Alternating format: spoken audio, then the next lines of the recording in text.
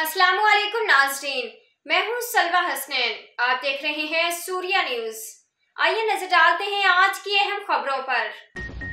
Karachi bureau chief journalist Mohammad Farooq Barudu Qadri, deputy inspector general of traffic police Karachi Iqbal Dara साहब ने patrolling car गाड़ियों का मुआयना किया। DIG ट्रैफिक कराची ने पेट्रोलिंग कार के अफसरान और अहलकार को अहकाम जारी करते कहा है कि ट्रैफिक की बहाली के लिए मजीद मेहनत की जरूरत है। खास तौर पर पेक ओवर में अफसरान और अहलकार सड़कों पर गश्त को मरबूत और मौसर बनाएं, ट्रैफिक की रवानी को बरकरार रखें, आवाम को सहूलत मुयस्सर करें। उन्होंने मजीद कहा कि अपनी पेट्रोलिंग कार गाड़ी में फर्स्ट एड बॉक्स रखें। हादसा पेश होने की सूरत में फौरी तौर पर जख्मी को इब्तदाई तबी इमदाद फराहम करें। शहरों को ट्रैफिक कवानीन के बारे में आगाही फराहम करके हादसात में कमी लाई जा सकती है।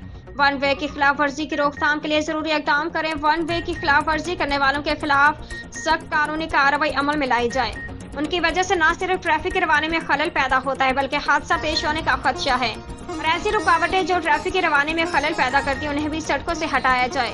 इस इक़दाम का मकसद शहरियों को बेहतर से बेहतर सहूलतें फराहम करके उनको दरपेश मसाइल को हल करना है।